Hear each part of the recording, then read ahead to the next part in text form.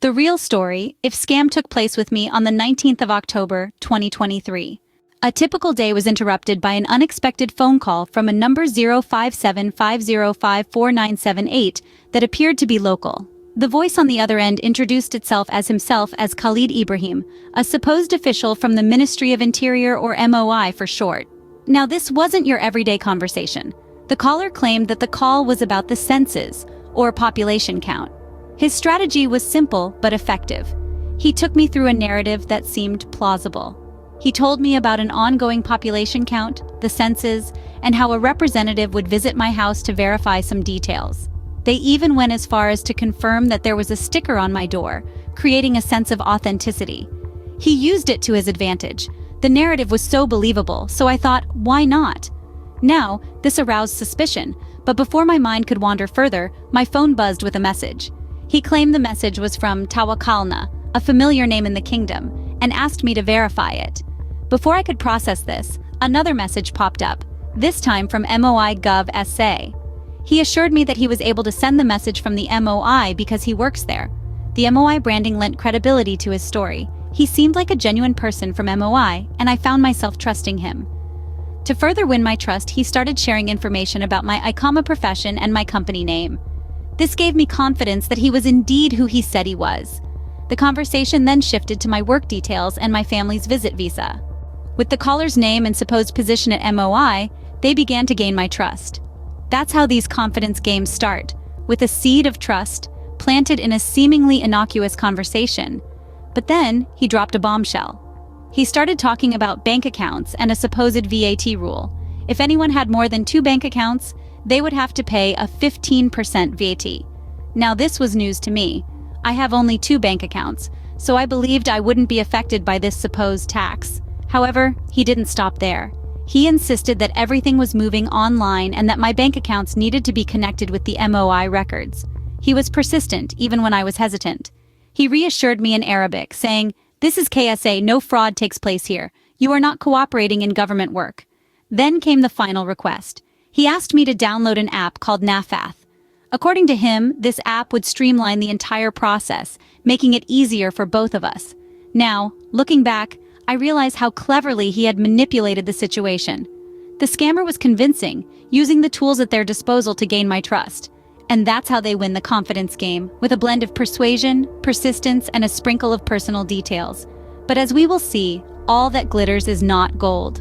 Despite my initial hesitations, his assurance that this was a standard government procedure, coupled with his ability to send messages from official channels, began to sway me. But at that moment, I did as he suggested. I downloaded the app and granted the necessary approvals. With my approval, the scammer was able to change my bank SIM operator. He switched it from Zain to Yakut. And then, the unthinkable happened. He logged into my bank account. He had successfully deceived me into thinking he was an official from the Ministry of Interior, using my trust against me. He had all he needed to carry out his malicious intent. The deception was complete, and I was left to face the consequences. It was too late when I realized what was happening. The pieces of the puzzle were falling into place, but not in a way I had hoped. The scammer, posing as Khalid Ibrahim from the Ministry of Interior, had not just fooled me into believing his story, but had managed to gain access to my bank account. And then, the nightmare began. He attempted multiple transactions from my bank account, a flurry of activity that was far from ordinary. It was like watching a whirlwind sweep through your life savings, helpless and unable to stop it. But all was not lost. The vigilance team at the Saudi British Bank, noticing the unusual activity, swooped in like a knight in shining armor. They blocked my account, halting the scammer's spree. But the scammer had already struck a significant blow. A transaction of 4,875 Saudi riyals had been made. It was a pending transaction, hanging like a dark cloud over my head. The bank official informed me about the transaction and the attempts to stop the payment. But there was no guarantee, no absolute certainty. The damage was done and the possibility of recovering the money was still in question.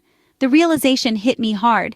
I was a victim of a scam, deceived by a voice on the other end of a phone call. A call that started innocently enough, but ended in a financial nightmare.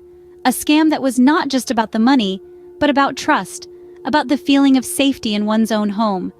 Even though the bank was able to intervene, the damage was already done.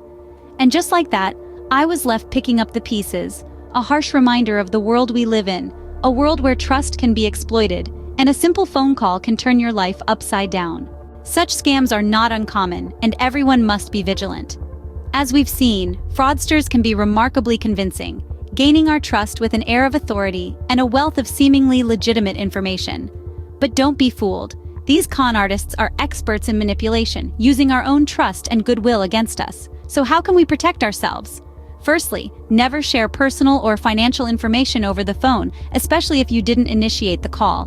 Scammers may ask for your bank details, credit card numbers, or other sensitive information, often under the guise of a necessary procedure or security measure.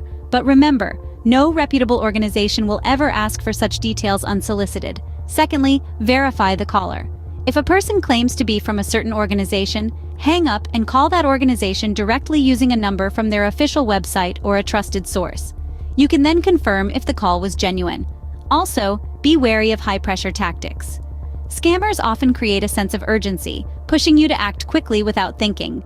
Take your time. A legitimate organization will understand if you need a moment to verify their claims. And finally, trust your instincts.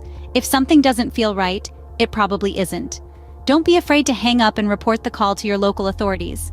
In the Kingdom of Saudi Arabia, you can report such incidents to the Cybersecurity Authority through their official channels. It's also important to keep your devices and accounts secure. Regularly update your passwords, use multi-factor authentication when possible, and keep your device's security software up to date. Remember, your personal and financial security is paramount. Remember, scammers are skilled at deception. Always stay alert and protect your personal information. By following these simple steps, we can all play a part in thwarting these fraudsters and keeping ourselves and our communities safe.